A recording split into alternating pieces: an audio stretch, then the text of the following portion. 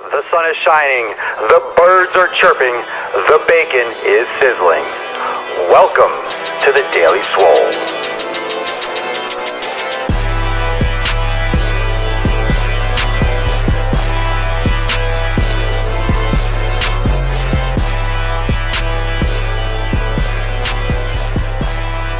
Welcome, everyone, to episode 138 of The Daily Mother Swole. It's the Swolenormous. Paris in the house, Paris en la casa. Je m'appelle Desch. I don't know anything else in French, except an insult. I don't want to insult the French people. That's all I know. Today's episode 138, we're talking about high carb. We're talking about high carb, when to go high carb. And what carbohydrates are foods that your body breaks down into glycogen and glucose. For example, oatmeal, bread, pasta, white rice, brown rice, sweet potatoes, regular potatoes, all sorts of potatoes. All those are carbohydrates. Fruit, even vegetables are types of carbohydrates, even though they're very fibrous. Hello, Christina. So we got, again, everyone live on Facebook, Periscope, and Busker, on YouTube, and also this is a podcast. So if you're just new to this broadcast, it's also a podcast on SoundCloud, iTunes, and Stitcher. And SoundCloud is really blowing up. I'm getting a lot of people listening in on SoundCloud. So if you haven't checked out SoundCloud, if you like this and you want to listen to it as a podcast, it's great for a podcast. Keep following me now live, but you can catch up on other episodes a lot easier if you're cleaning the house.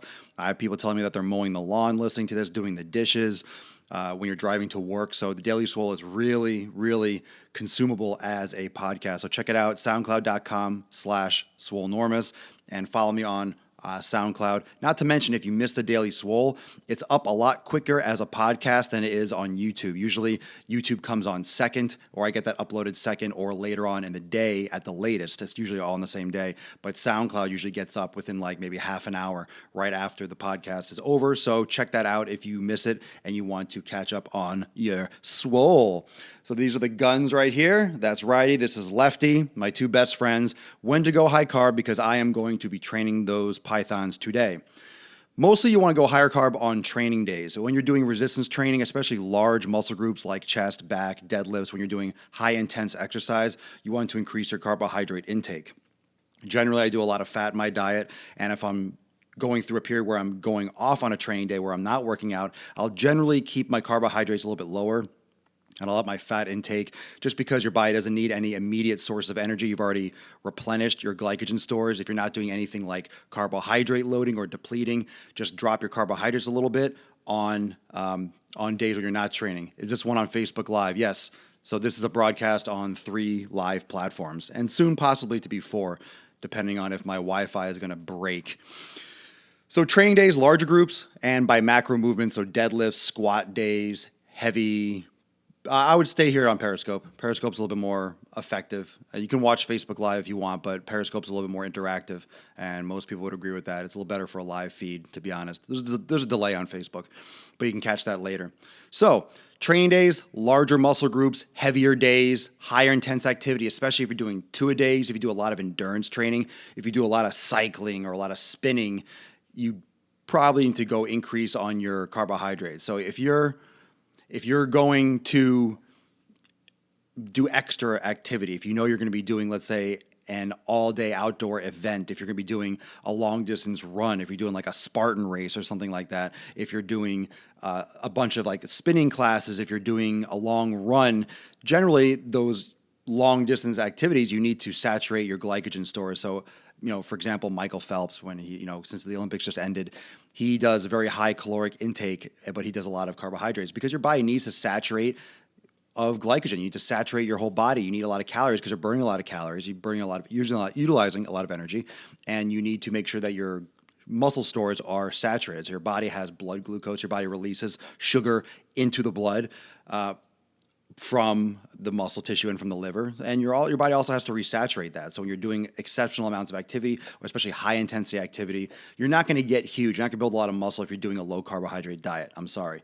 A lot of times you can start trimming down on carbohydrates if you're trying to lean out, but it doesn't mean low carb diets really are kind of a way of the past. It's really not a popular way to just shed fat because you get very flat. You get very flat if you just drop carbs completely. You can eat carbohydrates on the same day. You can also, it depends on the level of carbohydrates or the level of your activity of training on a regular basis. So that was a good question. Or should you eat carbs on the day of training or the day before? If you're doing weight training, like consecutive days, it would be wise. Obviously, you're going to be eating more carbohydrates on a daily basis. If you have a day off in between, remember on those off days, your body has already saturated. That's why post-workout meals are important because your body is more sensitive to insulin and more sensitive to receiving glucose into the muscle cells and restoring the liver. So after a workout, that's why a post-workout and the meals immediately after your workout, the first and the second meals right after your workout are very important because your body replenishes the glycogen stores that it depletes. So when you're working out, you're using sugar. Your body breaks down glycogen in the muscle tissue and also releases it from the liver, and your body needs to refuel. That's why simple carbohydrates after. That's why I munch on Sour Patch Kids. That's why immediately after people have maybe a smoothie or they have a carbohydrate meal, potatoes, pasta, depending on your goals, depending on your body type, depending on what your food allergies are. You'll have your carbohydrate meals immediately after and then maybe, an hour or two after as well to reload, to resaturate those glycogen stores. So if you want to build muscle, you need to be eating carbohydrates. If you want to maintain muscle, you should be eating carbohydrates. For example, those bodybuilding shows like the Olympia that was last weekend, those bodybuilders are on low carbohydrate diets to shred out, to release water because water goes with carbohydrates. The reason why they stay so pumped is because they're taking anabolics or on steroids of different kinds, and that keeps them hard and full. If you do a low-carb diet for an extended period of time, you get very flat. Your muscles don't have that same hardness, fullness, and saturation because they're depleted of glycogen. They don't have that same fullness.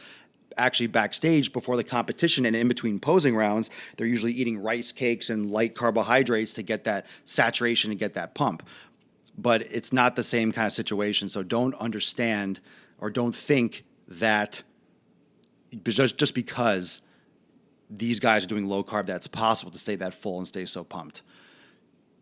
Do you work out or just take loads of horse carbs or horse roids? Yeah, that's a stupid question.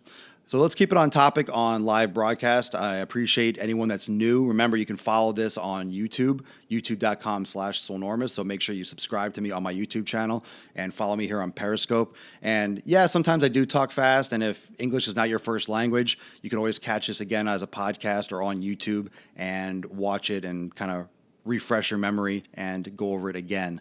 So you can always watch it as a repeat on YouTube if you miss something, or on Periscope, you actually watch the replay.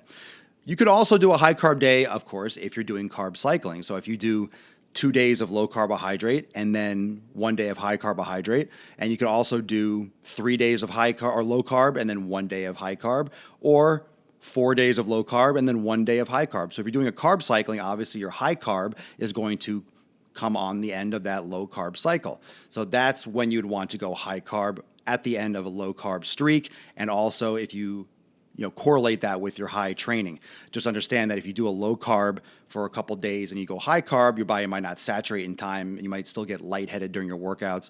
Just be careful if you're doing carb cycling. It's kind of weird. Not my personal favorite, but you might want to try it. And there's daily swoles out there that are titled carb cycling if you want some more information on that.